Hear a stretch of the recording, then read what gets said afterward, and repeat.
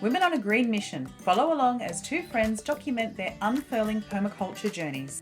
Join our chats each week where we'll be sharing how we and others apply permaculture to our gardens and daily life. We're no experts. We're at the start of our journey, fumbling our way to a greener life. We'd love your company along the way.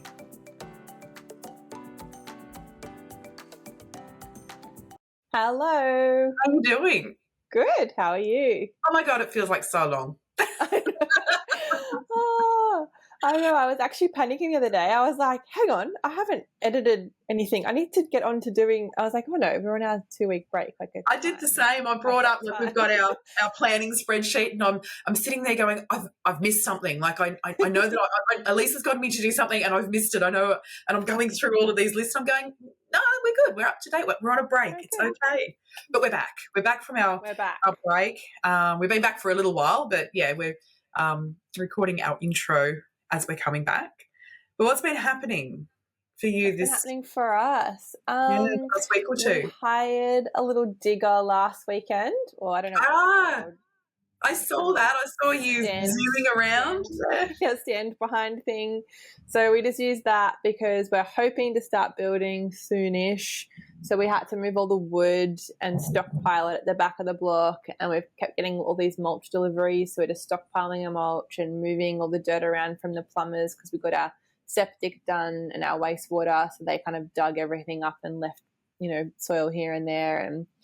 And so we just took it as an opportunity to just, move everything where it needs to be and stockpile it instead of wheelbarrowing for, weeks on end. We just kind of knocked it over on the one weekend.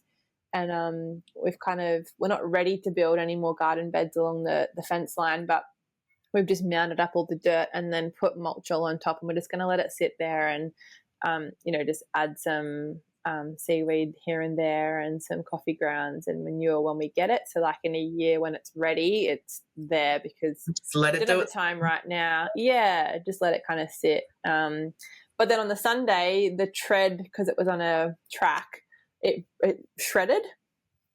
So we've actually got it again this weekend because they've given us a credit.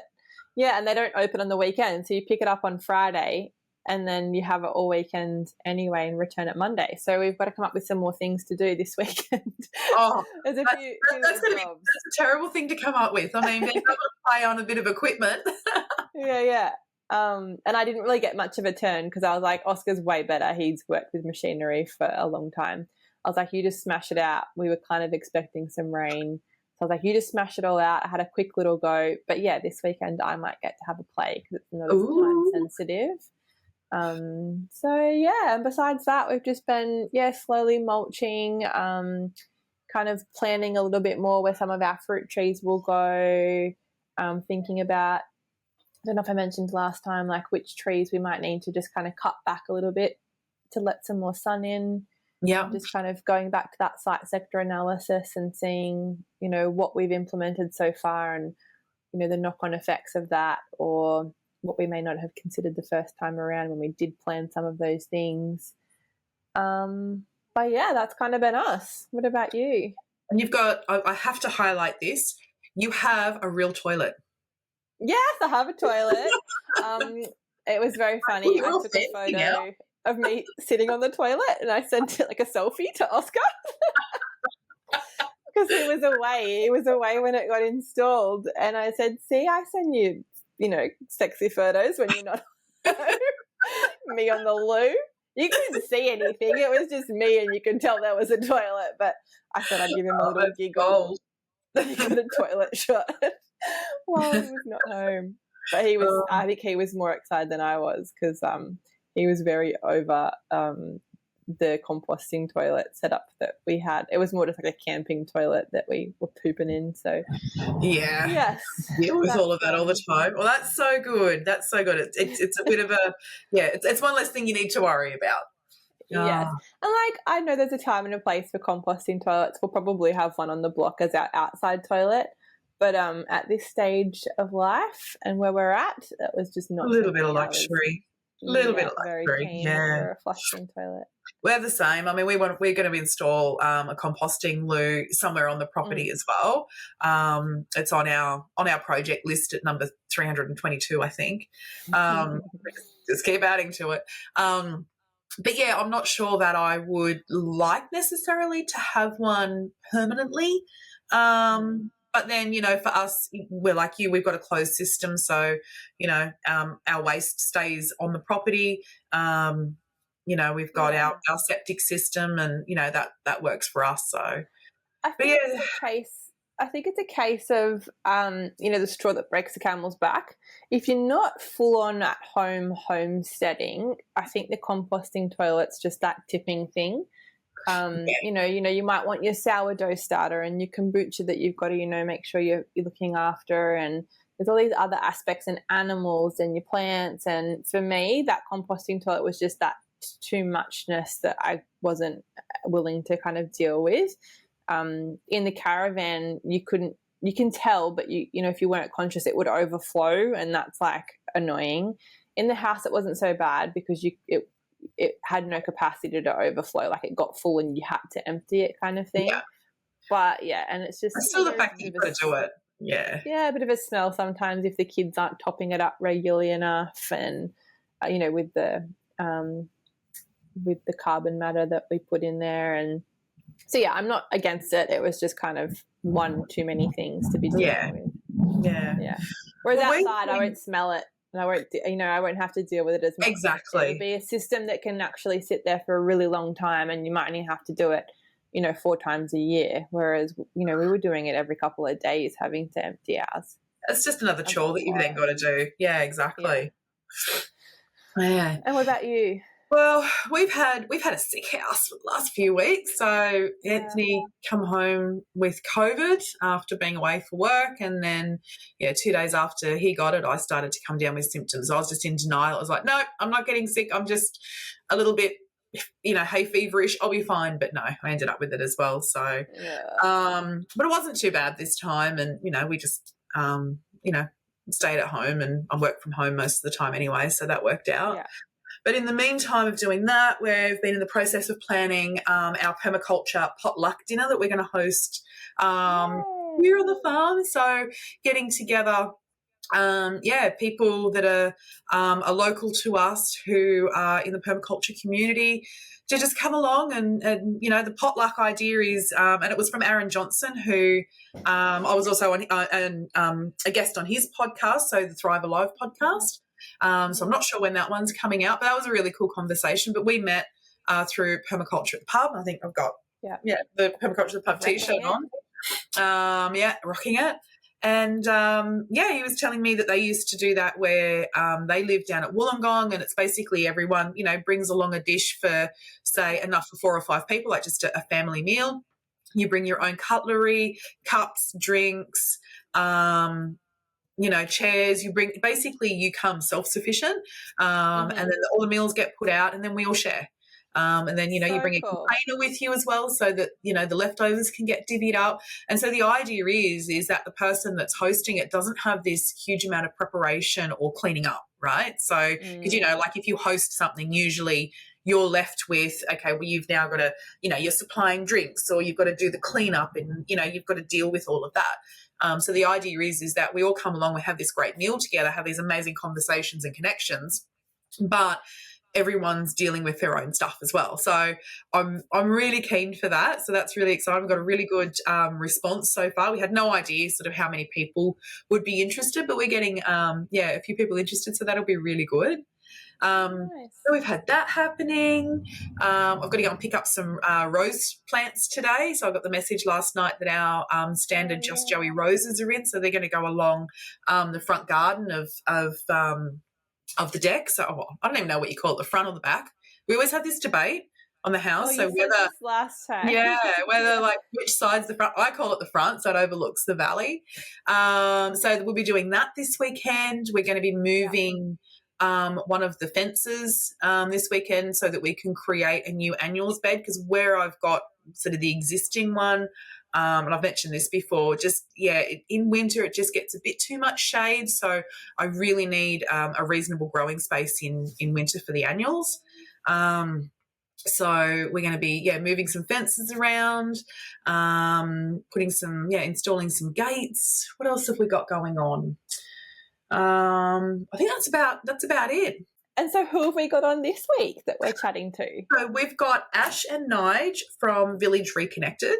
I love this conversation. I learned so much. So I know that you guys have recently joined the village, so to speak. Yeah.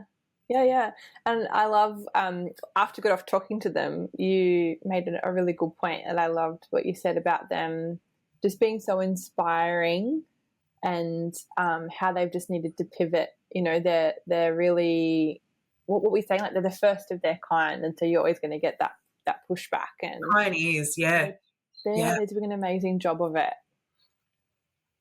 Yeah. They've started out as school teachers, and then moved into like outdoor education, and then started working with homeschooling families, and now they've got like an online learning, permaculture based homeschool learning curriculum that they've launched. So we're a part of the community, and they're hoping to do face-to-face stuff as well. But just really cool people. They're awesome. And I mean, they've been hammering away at this for a while, but to get it up and running, and they've been live for a month, and they've had such a brilliant response already. And it's just so heartening to see the shift in how people are choosing to educate their children, and to educate themselves alongside their children's alongside the kids, rather than just letting them off and making it somebody else's responsibility. Which is, I really loved. They're doing like fortnightly Zoom calls, so you can like tune in, but also he's going through all of the principles of permaculture, and it's been so nice just to hear another perspective on that and get a refresher again, and just really cement my knowledge a bit more for the permaculture principles. So really cool. We'll put all the details in the show notes. Yep, but let's jump in and take a listen. All right, enjoy. Hi everyone, and welcome to another week's recording. This week we are talking to Ash and Nige from Village Reconnected. Hi guys. Hello. Hi. Thanks for having us. You're most welcome. Before we get into the podcast, we just acknowledge where we're recording. So where are you guys? We're on Cubby Cubby country in the Sunshine Coast. And Joe? I'm in home base, so I'm on Wanneroo country in the Hunter Valley, New South Wales. And I'm in Yagle country on the lower Northern Rivers. So I guess to start with, do you want to tell us a bit about yourselves, your family, and your kind of context, I guess? So we were both school teachers for about 10 years each in a variety of settings. We actually met in far north Queensland teaching in a rural community. And then we spent a few years up in Cairns and moved further south. And then I also did a little bit of teaching in Steiner, down in the Hunter actually. And so we were teaching all the way up through till 2021. And then during COVID, we had to pivot and we started a business. So I guess in the background, I sort of came across permaculture in probably around 2015. Loved the idea of it, but didn't know how to get into it. There didn't seem like a clear enough pathway, I guess, because it was, it wasn't like a career. My conditioning was sort of like, oh, how do I make a living from it? But I did a PDC in 2018 up north, and then Kuranda, and then I did an internship and another PDC in the Hunter Valley. So that's sort of what took us down there. And then basically when we changed from teaching, we couldn't get out of New South Wales, so we couldn't get back up to Queensland where we're from. So we decided to launch a business in outdoor education, but based on permaculture ethics and principles. Oh, wow. I didn't know any of that. Yeah. So how long are you in the Hunter for? We actually have a little daughter who's 3, and we currently have another baby due in October. Oh, congrats. Thank you. We were in the Hunter from, when was Olive born? Congratulations. She was born May 2021. So we were in there from like 2021 and all of 2022. So for 2 years. Yeah, Or did you right. start teaching the Steiner School in Yeah. 2020? I can't even remember now. But yeah, around that period of time. Yeah, because I've been following you guys for a while and I didn't actually remember how I started or why, but maybe it's because you're in Newcastle, the Hunter region, and some of my friends' kids go to the Steiner School. So I don't know, maybe I found you that way or yeah. And I know as well you had Will and Anthea on your podcast, and they were friends of ours when we were down Yes. that way. So they may have been sharing along the way as well. Yes. We've got a lot of our guests from them. Yes. They're amazing. It's amazing, isn't it? Like, it's just, you know, we're all so connected and interconnected in so many different ways, and it's amazing how many conversations you can have with people, and you're like, oh, hang on, I didn't realize that you know them or you've been there, and it's like, yeah, all these little tendrils that stream out. Yeah, absolutely. So, what is it, I suppose, about permaculture? Like you're saying, Nige, that it was 2018 that you did your original PDC. So what was it originally about permaculture that got you in or got you interested? I guess I sort of I did a construction management degree sort of way back. I finished in about 2011 and did like a sustainability minor as part of that. And that started to open my eyes, I guess, to a different way of thinking about the planet and construction, and so more so in that industry. And then I read a lot of books that basically put the weight of the world on my shoulders around the doom and gloom and where we were headed. But I didn't have any. They weren't necessarily constructive towards fixing the problem. And then I can't remember exactly how I came across permaculture, but maybe someone just mentioned it and then I started researching it. But it really gave me the framework and the ethics and principles where I felt like my brain loves like systems. So it sort of gave me this way of looking at things that provided solutions and that was holistic enough, I guess, to feel like it can make a difference. Because I tried to go down the sustainability within construction, and it was sort of just box ticking for public relations and that sort of thing. So it didn't feel holistic or, I guess, didn't feel authentic. And then permaculture just opened my eyes to the possibilities and like a whole new paradigm.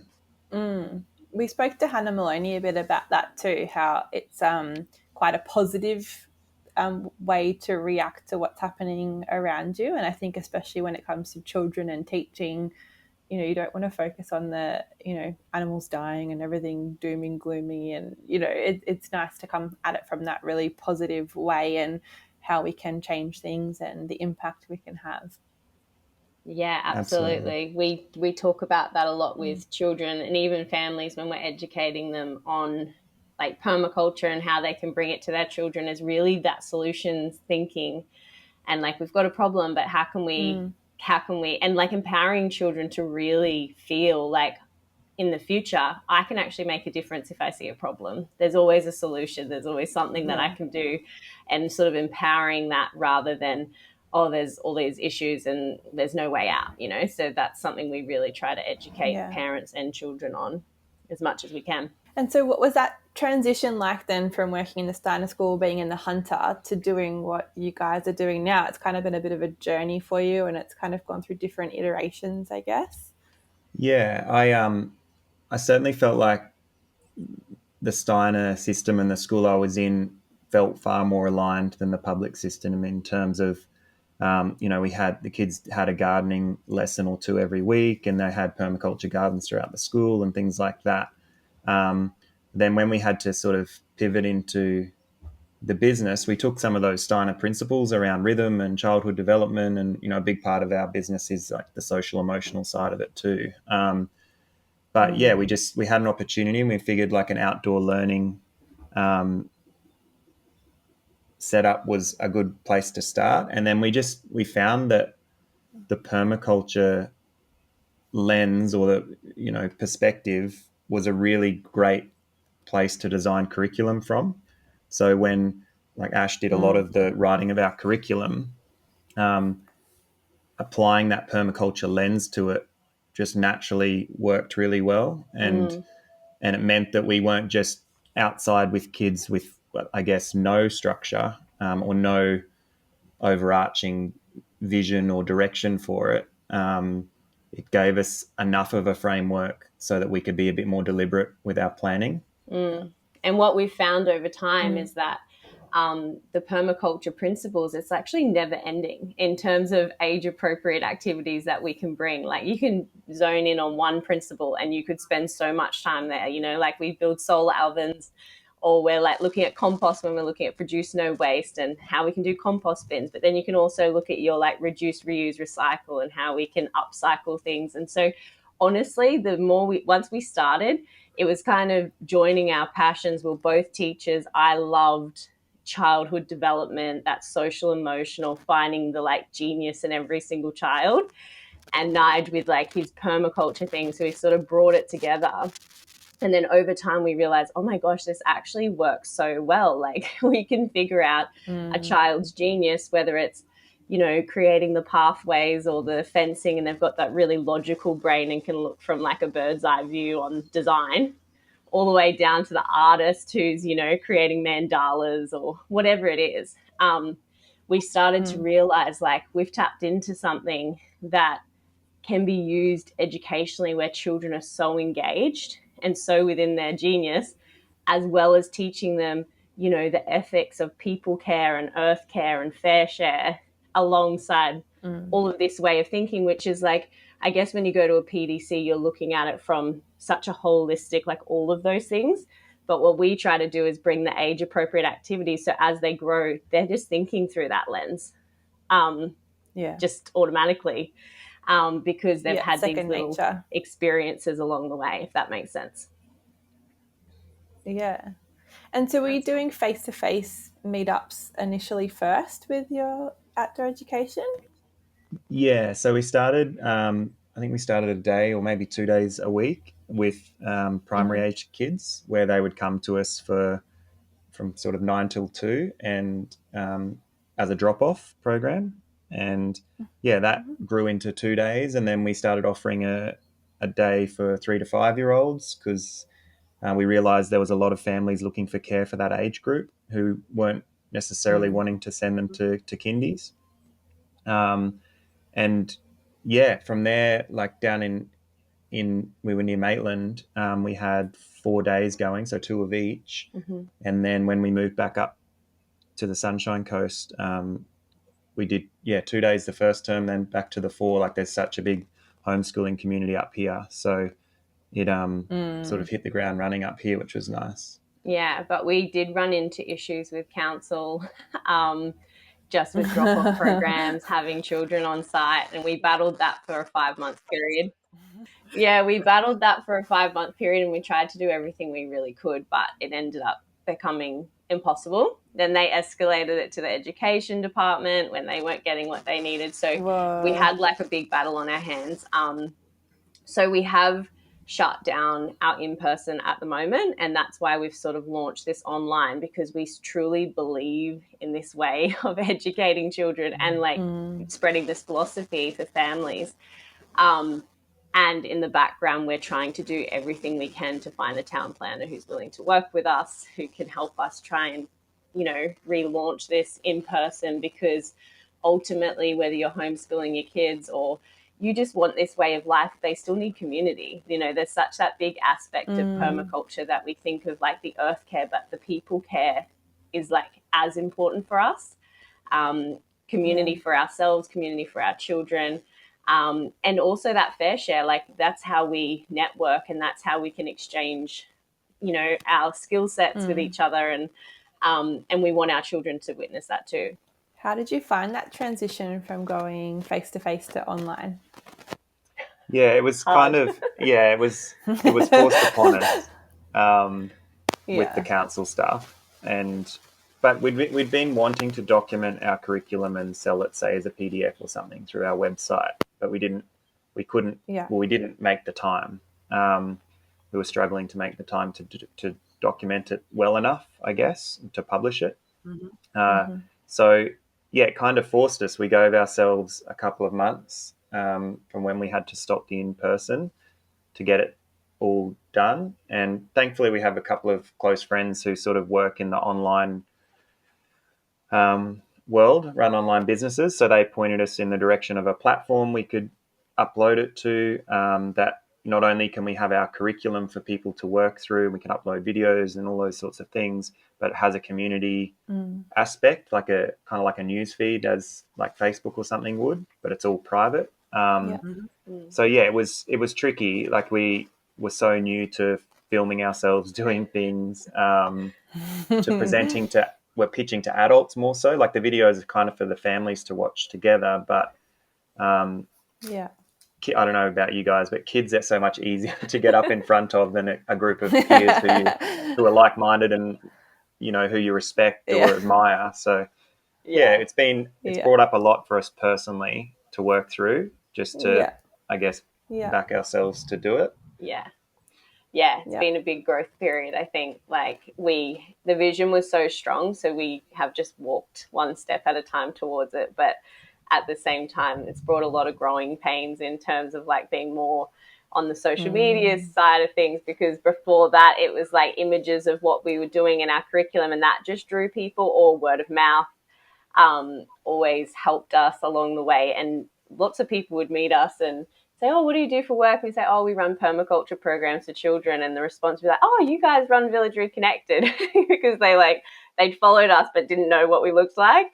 So it's kind of like stepping it a bit out of the shadows and being more like, this is who we are, this is what we do. And yeah, that for us has been really stretchy, but we're leaning into it.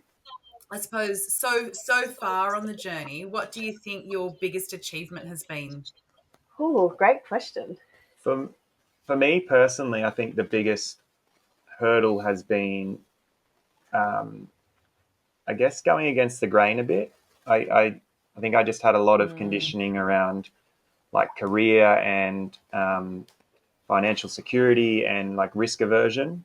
So to do something like this, like I think learning to run a business, like we've been employees our whole lives, basically. Ash had done a bit of business stuff, but that the steep learning curve of learning to run a business ourselves on a shoestring and grow that business and then work together within that. I think us being able to find a way to make that work and in relative harmony, we've had our moments, but I think our biggest achievement is how we've been able to make that work. And it's been such a blessing for our family, because as a dad, I've been home.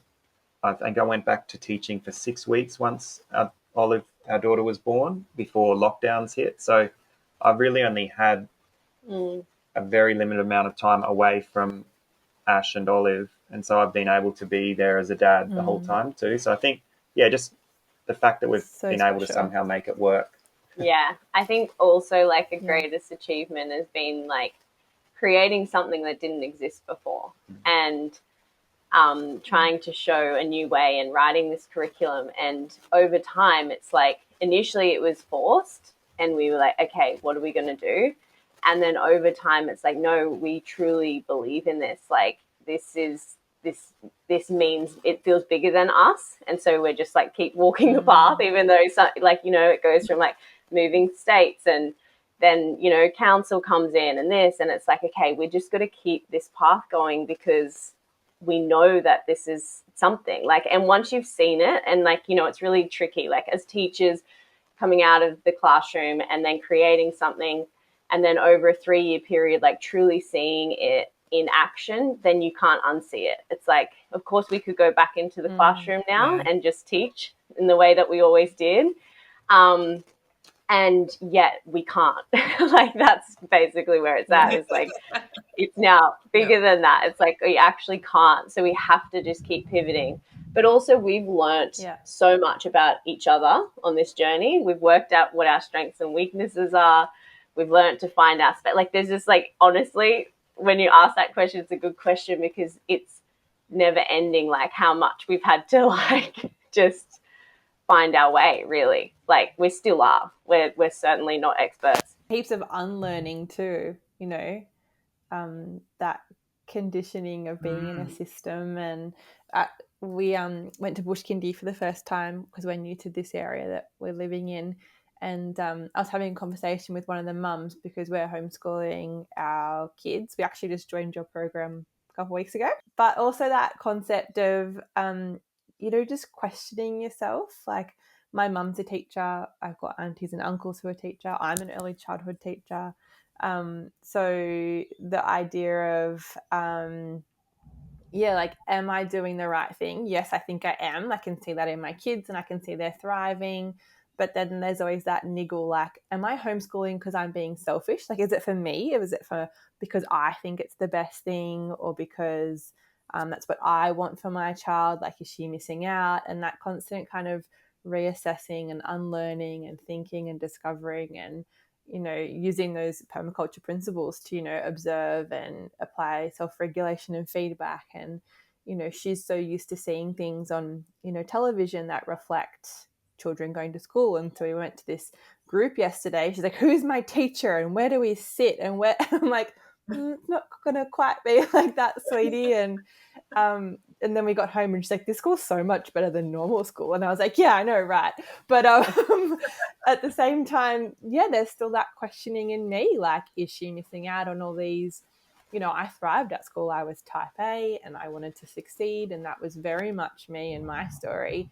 Like, am I making her miss out on that? And I think there's just so much that comes with it. Yeah, absolutely. And I think even for us, like, we're educators on this path, but we're also parents on this path. Like, so I can so relate to all of those feelings, because Olive's only 3, our eldest daughter. And so, I can relate to all of those things. And I think what's really been helpful for us, and like also why we're trying to build community within this community, is because then you see families who have gone before you. Like, we've got the 9-year-old children who have been unschooled, and we can see how within themselves there are, how like they're just like not influenced by peers on any way, shape or form. They're still crawling around like tigers and roaring, and they're just so still within that play brain that we think changes at 5, or whatever. And so even for us as educators, we've that deconditioning process and actually witnessing it in families who have stepped before us has been so powerful. Yes. But I think also, like you, is that a lot of families that have joined us in this very first month of us launching this online program are pre-age school children. And there's like this shift happening where parents are questioning, like at that like 3, 4, 5-year-old age group of like, oh my gosh, this doesn't actually feel true or right. And like when we start questioning systems, we start questioning all the systems, right? And so it's like, this doesn't feel right. But I'm also so petrified of taking the step of educating my own child, because what does that actually mean? And what does that look like? And will they be able to become whatever they want to be in life? And so it brings up all of this growth work for parents and us too, as educators who truly believe in this, and also parents who want to walk this path. So we can really relate to that. And it's such a common thing, but we were blown away by how many preschool age children, of parents just hitting, it's like there's this huge shift and wave changing where parents are like hitting that age and going, I don't want this, but I don't really know how to move forward. It's great that you're able to, to go through this at the same time as the parent. Other parents are going through this. It's not like you're saying, oh yeah, we did this 10 years ago and we remember what it's like. You're going, I'm having the same feelings. I'm having the same issues come up. We're having the same conversations around the dinner table. And to be able to have those conversations in real time and unpack that together and have the parents too, I suppose, give you input and insight, and you have those conversations of, oh, we hadn't maybe thought about something that someone else has raised with you, I think is, such a valuable thing in that space, right? And I think Absolutely. it's interesting too, like a lot of people come to the space with the intentionality and choice of wanting to homeschool, but there's also some of us that sit in that camp where my children aren't actually allowed to go to preschool because they haven't finished their immunizations or don't have any immunizations. So then you're forced into the position where you may not have done the research, you may not have had that exposure, and you're kind of in this limbo where you're like, well, I can't work in the system and I don't know any different. So then where does that leave me? Like there's that other kind of group of people that sit in that. Or similarly to my situation is that I'm quite passionate, although I'm, on shaky ground at times about it all. And then all it takes is a family member to be like, okay, well, you finished traveling, Elise, and you've settled down. So what schools are you looking at? And that pressure from people that, might not be in your circle, but they are in your circle because they're your family or friends from other aspects of your life, to kind of, you kind of really have to be knowing yourself and your values to make sure that, you keep walking that path and you don't, I don't know, do you know what I'm trying to say? You feel like that there's that shaky ground that you're always kind of navigating when there's people questioning, and if you don't feel that so deeply, how do you kind of walk that path as well? Yeah, and I think that's where the community is so important, for that reassurance from others who are going through it or have been through it. But also, I think for a lot of the people who've joined our community, the fact that we were teachers and are choosing this path gives a certain amount of, I guess, credibility. They can say, oh, we're part of this online community and the people that run it were teachers. So they get, they know what kids need, and they know, and I mean, that makes it a bit easier for us with, say, our families too, is that, guys, we've taught in schools, like we're not, we know what they're missing out on. And we know what we can give them is different. And so I guess we probably get less of that because we were teachers potentially. But I also feel like in our first community call, like it's basically all the things you're speaking about right now is like the nearest and dearest putting pressure on like learning how to read, the literacy and numeracy aspect and all of these things. And so like Nige and I listened to that, and because we are primary teachers, and Nige has the Steiner philosophy, I was in intervention and supporting kids in like behavior and also intervention. It's like we took that and we said, guys, how would you feel if we created the Steiner way of teaching reading and the intervention, like the real, how you do it from the base level up? And we created a masterclass on this and also a curriculum module on this. How would that feel? And all the parents have got their thumbs up, because they're the parents that are going, I want to do this. And then I'm also feeling all this pressure to teach my children all these things. And what if I can't do it? And so much of this is like, you can do it. I guarantee you can do it. And us relieving pressure in whatever ways we can. So in our next curriculum drop, we're teaching animal habitats and like that biodiversity, and we're dropping a curriculum on reading. And that's for us really show up in a way that empowers parents to be like, no, you actually are your child's best teacher, and we've got you, and we know you can do it. And no one actually can teach your child better than you. No one actually loves your child more than you, and no one actually knows them and is willing to take them on their path more than you, So that's a big part of our role, is whether it's permaculture related or not, we just want you back. We want to tell you, support you in doing it, if that makes sense. It's beautiful because it's empowering parents. Like, I know I'm a little bit older than you guys. Like, my kids are grown. I've got grandkids now.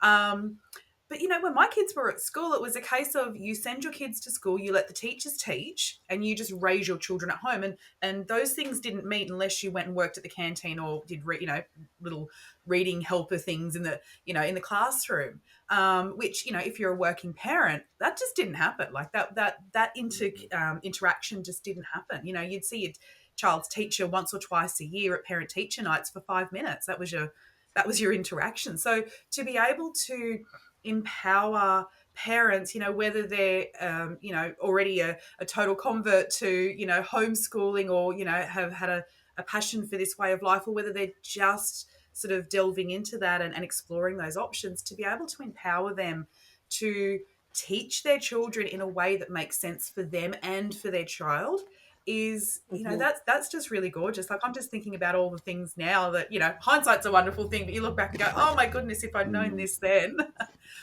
But to be able to move forward with that's gorgeous. Yeah. Oh, thank you.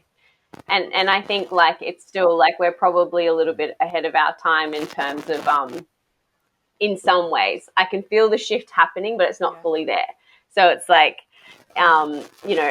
years ago even, there was only certain amounts of people that were doing it, and they were all strange, and like, you know, there was all these like things about them. Whereas now it feels like the community is very conscious, very like, yeah, I want my kid to learn permaculture. I want to learn homesteading skills. I want to learn, you know, which 5 years ago wouldn't even have been a thing. So it probably was. It was just, yeah, to the outside, to people in the mainstream sort of thinking, there were stereotypes around homeschooling. That was just for the crazy, crunchy hippie mums, right? Like it wasn't it wasn't for us normal people. That was just for those guys, you know?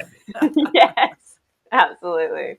I think the number one thing people kind of intrigued about or interested in when I tell them that we're homeschooling is they're concerned that, because they want to do it. I have a lot of people around me that say, oh, I would love to do that, but I don't have the capacity, or I don't think I could deal with my child, or, you know, those kind of comments. What do you guys kind of think about that? I think there's a couple of parts to this. One is that if we think about before schools existed and how children would have learned, there wouldn't have been much formalized learning. So they would have learnt through life in, say, a village. So it's that you don't have to mimic the school classroom in your home. Learning can be far less formal than that. There might be formal aspects for sure, but you don't have to have them sitting at a desk for 5 hours a day, because that's a big time commitment and lots of resources and that sort of thing. So just knowing that their children will learn through anything they do in life, and it's a natural thing, and we're all educators, whether you've got the degree as a teacher or not, but also that what makes it easier and possible is the village. And so, you know, we're a little way off thinking about starting to teach Olive, you know, things like reading and whatever, but we're trying to form as much community as possible so that we can share that load, and so that we can still both run a business and that sort of thing. So I guess part of what we're trying to bridge is that gap of parents who have financial commitments and, you know, cost of living and all those things. They both need to or want to work. They're following what they want to do, but also how they juggle that with giving their children enough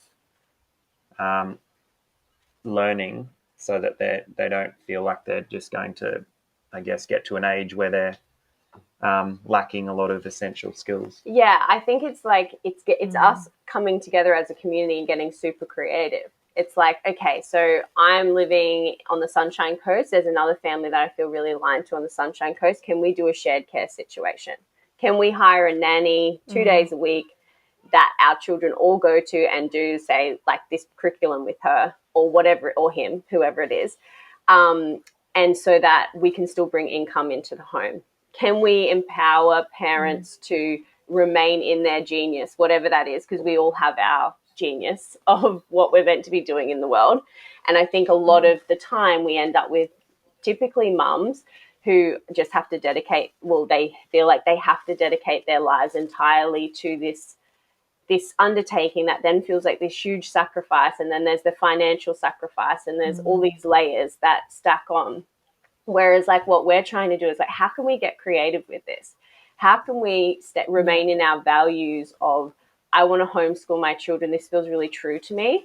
And I need people around me who can truly support me so that I can also be in my genius and educating my children. And I know that when they're, you know, off with you for 3 hours on this day, I'm working, I'm bringing money into the home, and my children are still being educated on something that feels aligned to our values. How can we, I guess, become more family centric and come back to that village? Because at the moment we're all in these little silos, just trying to go at it on our own and not feel overly supported. And then you've got the pressure from like the nearest and dearest, the well-meaning others that are like, you're not teaching them enough. They're going to fail. You know, they're not going to be able to do what they want to do in life. And it's like really empowering parents of like, no, actually, that's not true. You are going to do this. And we're just going to get really creative together of how we can do it in the way that is going to best serve our family. And also the part about like being with our children, it's really upskilling. Like I think we really saw during COVID when children came home how many parents were like losing it because they'd been so disconnected from their children, and like it was just super hard. And sometimes we have to go through these stretchy times with our children, but actually upskilling and like, how can I truly see them? How can I show up in a different way? How can we work? Because ultimately that's what we want, right? Is this harmony with our children long term, where they want to come back to us and they want to be around us. And there's periods of time, whether it's developmental, whether it's hormonal, whether it's whatever, but we have to go through these like really edgy moments with our children, and upskilling in that, and feeling confident and empowered that, do you know what? No one's better to help my child work through these like really stretchy, hard times other than me, because I'm their mum or I'm their dad, and I love them more than anybody else possibly ever could, you know?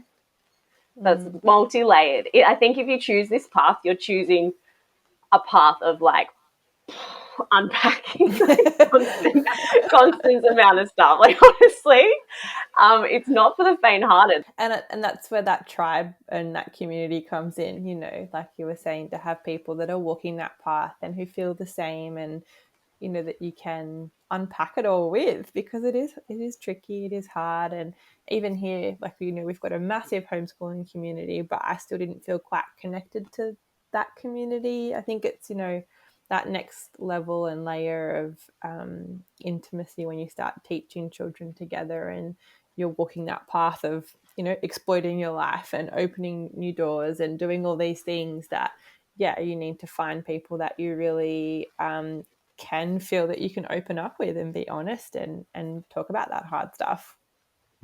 Yeah. So how does your program then, I guess you talked about, you had the online forum side where it's like a thread or a feed and you can chat. You've also got fortnightly meetups that you do and masterclasses. Like, can you just kind of expand on what you guys offer exactly, so if people are interested, they can learn a bit more about it?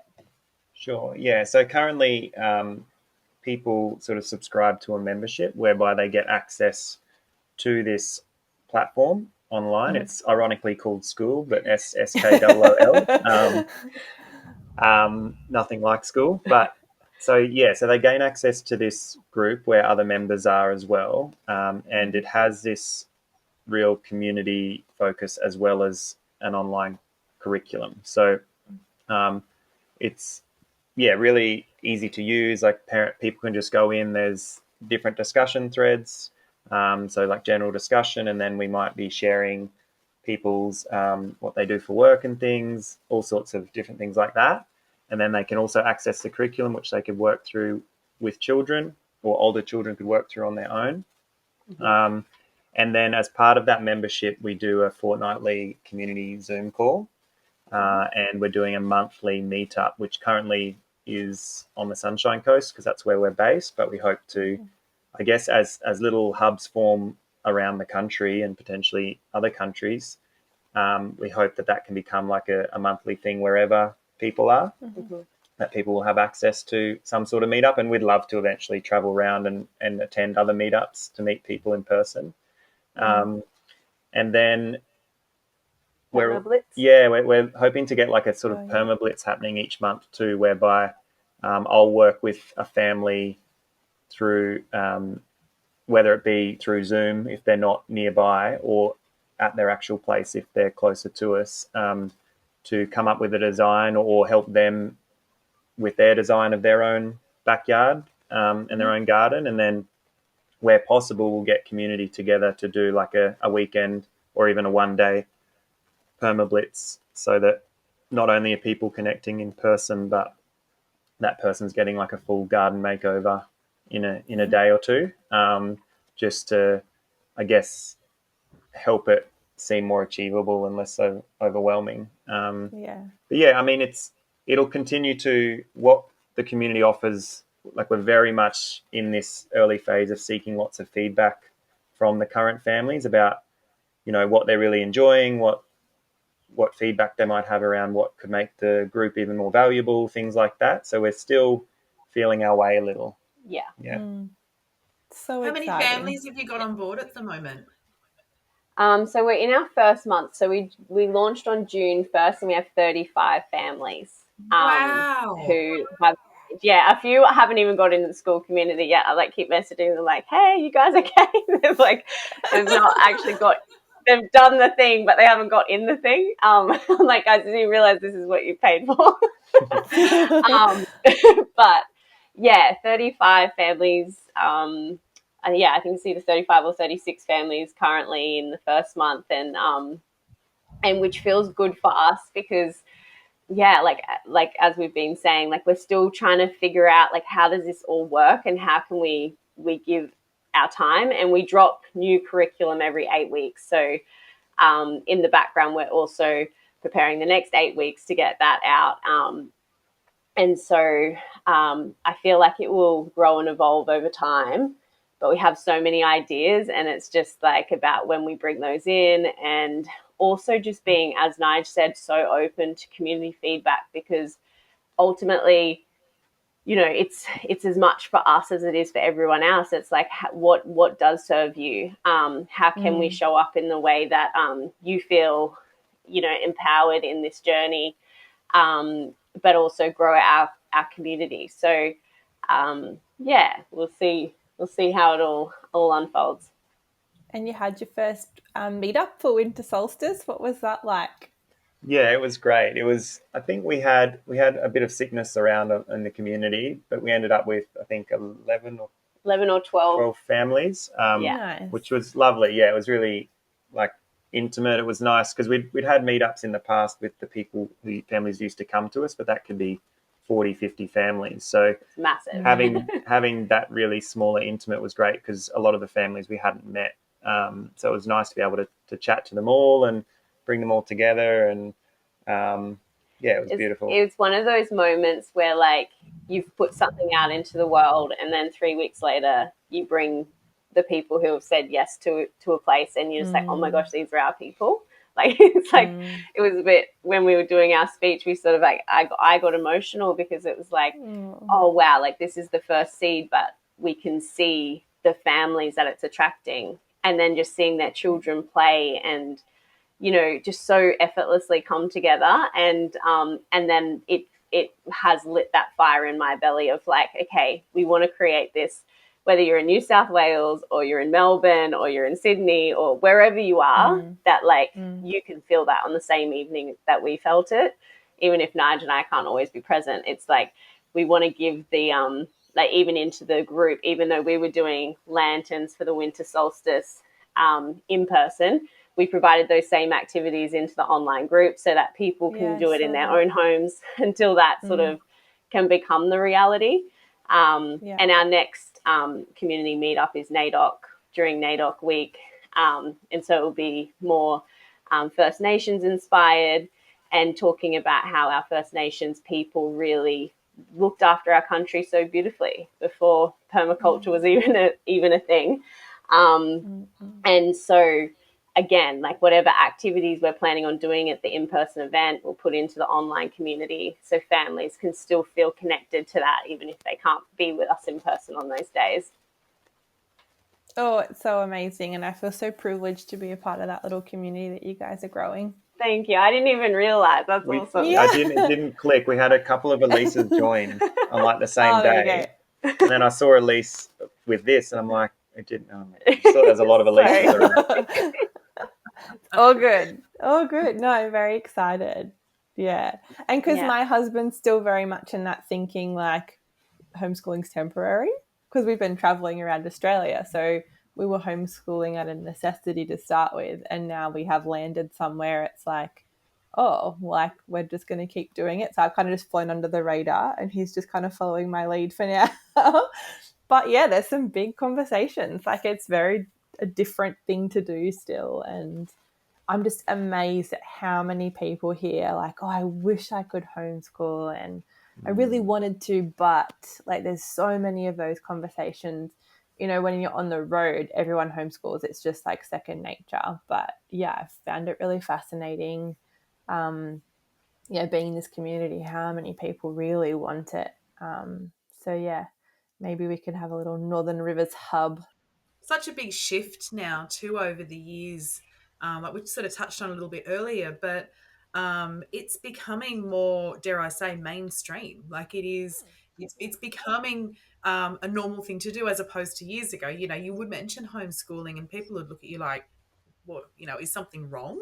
Why don't you want to send your children, or why can't you send your children to school, or have they just been expelled? Are they naughty kids and the system can't handle them? But now, to have that as an option, and not just as an option, but as a very active, proactive choice for people. It's really just it's going to continue to grow and shift. And you touched on it, Ash, before when you said, you're starting to feel the shift now. Like, it hasn't quite happened, but it's still moving. And I think that it's just going to start to, really ramp up and evolve into something that we look back maybe, 10 years time or 20 years time and go, well, like, of course, this was the natural evolution of how schooling and education was going to move forward. Like, it didn't have a choice. The old system isn't working. We know that, but we keep, trying to blunt kids into a system and a box and say, but this is what we give you, so you have to fit and conform. And when they don't, we say, well, there's something wrong with you. Yeah. But even our homeschooling systems like that, it's ridiculous. Like, we're technically not enrolled anywhere. We will probably enroll, but I think we're going to do it through Victoria because they're the most flexible. You go into a ballot system, it's more like a mental health check. They say, are you okay? Are you coping? Is your child coping? And that's the end of it. New South Wales, WA, Queensland's leaning that way now, where you have people check in. It feels quite intrusive. You still have to tick all these boxes and fill out the paperwork. And it's like you're just doing school at home. And that's when you speak to homeschooling families, that's not what homeschooling is. It's a different way of learning. And so even our homeschooling system is, I shouldn't say broken, but it's still so tick box. It's still so structured, and it's not, I think, what the people who are in that community envision it to be like. And there's a lot of pushback at the moment, and people just completely unschooling and not even enrolling in the first place. And in the homeschooling community, the number of people like, are you sure you want to enroll? Like, just maybe don't. And there's that real concern because once you're kind of in, you have to then say, okay, well, this is the school I'm enrolling at if you choose not to re-enroll in homeschooling next year, and the follow-up and this, there's a lot of pressure even in the homeschooling system. So, it's hard because you can't really, I feel like people don't really fit in any of the boxes sometimes, and that you have to feel like you're so outside of the norm to unschool, and the pressure that puts on people. It's unfair. It's really unfair that there's that pressure to unschool because schooling doesn't work, and homeschooling, which is meant to work, doesn't really fit for your family either. And I think culturally, like a lady I met yesterday at Bush Kindy, she's from Germany. I thought it was really interesting how different countries see the schooling system.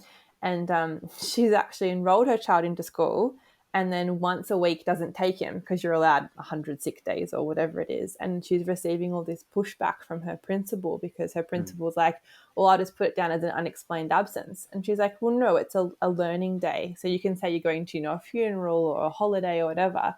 But because she's just choosing for her child to have a mental health day and come to Bush Kindy, she has to justify that to her principal, and there's all this pushback. But she said in Germany, homeschooling's not a thing. Like, unless your child's terminally ill, like, you have to physically go to school.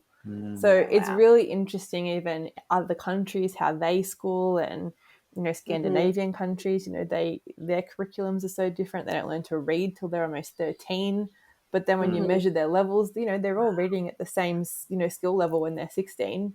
So it's like, why have we made these choices for our country and our children and our families? And it's a minefield. I mean, you could go into all different things talking about it, but it's hard. It's hard when even I think the homeschooling community, you don't feel like you're really in that box either, because the pressure is a lot. Yeah, it is. And I think the pressure's there for a reason, right? Like, it's like no matter what it is, if it's birth, you feel this pressure of like, oh, well, it'd be unsafe for me to birth at home. Like, all these things could go wrong. Like, we get these things put in our minds to almost feel like we need the system. Because the system needs us. The system needs us to think that. Yeah. Yeah. So it's like literally going into each of those things and just like facing off with yourself, really, like, what do I actually believe? And yeah, do I believe that my child's can't be educated in this other way that feels true to me? And then just walk your path. And like, even just choosing, you know, permaculture as your philosophy, it's like there's a part of you that just believes in this holistic system that, you know, and Nige applies permaculture to like literally anything in life. Well, you can. Not just education. Yeah, I mean, it can be tricky with the modern lifestyle, but it just reiterates how crazy the modern lifestyle is, and not actually conducive to personal health, planet health, community health. But yeah, I do. It is a lens that's very widely applicable, for sure. Mm-hmm. Well, we're coming up on nearly an hour of talking now. So we always finish off our podcast by asking if you had one piece of permaculture advice to give to somebody who's just starting out on their journey, what would that be? Mine would be that permaculture can look so many different ways. Like, so how I perceive permaculture and then apply it can look very different to someone else. So not I guess pedestaling anyone else in the permaculture world as their way is the way to do it or apply it. Just, I guess, finding your own inner sense of how you want to apply the ethics and principles and just trying it.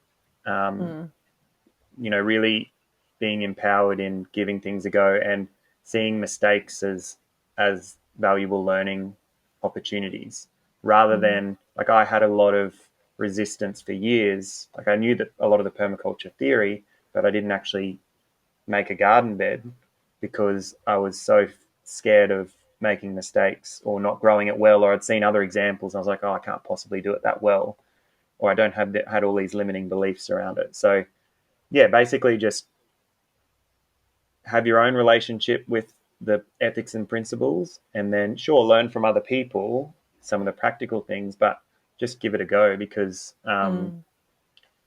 starting is the main thing. Yeah, I would say the same. I feel like for a long time we put braked on, like, yeah, being imposters or not knowing it all or whatever you want to call it. But I hear people say it all the time. I've done my PDC, but I still don't want to pull the trigger on trying something, you know, like that's so common. Yeah. And it's like, you know, one year we planted cucumbers that were literally not edible because they'd been so overwatered. So like then the next year it's like we planted the same cucumbers, we just didn't water them as much. So it's really not even a big deal, you know, like we think it's going to be this huge thing. But you learn so much around like what grows well, what doesn't grow well. Oh, we put worm compost, like, you know, worm castings in that mix, and look how much better that grew compared to here. And it really is just like a learning. And if you never start, then you never know, you know. So, yeah, I feel like just build it slowly, not have to do it all at once. Like it's step by step. Yeah, just give it a crack, and you'll learn from your mistakes, and seeing mistakes as that, like applying self-regulation and feedback from nature that's like, that wasn't that great. Okay, great. I know what I have to do differently next time. Yeah, and just being okay with that. I think that's we've learned that, hey, just to give it a crack. And you don't need to know everything. We're I love still that. Have your own relationship. Yep. Yeah, we're definitely, like, in terms of the practical skills of permaculture, especially in the garden, we're by no means experts. We're still learning from other people all the time. It's more just, you know, ultimately permaculture is ethics and design principles. It's actually not any specific physical skill. You know, those skills come in handy in applying permaculture, but you can be a permaculturalist without being an expert gardener. For sure. No, that's beautiful. It's a great way to end. Oh, well, thank you so much for joining us today. We thoroughly enjoyed the conversation. I know, Elise, you're really excited to... Oh, I'm pumped. I'm so pumped. Even more. I know that we'll be having lots of chats about that too. But yeah, thank you so much for coming on today, guys. And if people want to find out more about Village Reconnected, where can they find you? Yeah, so we've our landing page or our website is villagereconnected.com.au, and that's where it's sort of got all our background information and where people can choose to join the online community if they'd like to. And then Ash is active on our Instagram too, which is just Village Reconnected. They're the main two places. Yeah. Fantastic. Well, we'll make sure that we pop the links into the show notes. Once again, thanks for joining us. And I know that anyone listening will be smiling along with us listening to today. And if you're a town planner that want to connect with Ash and Nige to help them, reach out. Please, any town planners who feel like they can take our case on, because most people say they won't touch it. A town planner who enjoys taking it to council, basically. Yeah. A rebel town planner. Yeah. It's got to be, surely. That'd be great. Thanks. Thanks, guys. Thanks so much, guys. Bye. Bye. Thanks for listening to the Practical Permaculture podcast. Jump onto our Facebook group to keep the chat going and to look for any resources that we mentioned on today's show. Look in the show notes. And if you liked the episode today, then subscribe. Please give us a review and share. And if you didn't, then that's okay. We'll sure you'll find the right podcast for you. Bye. Bye.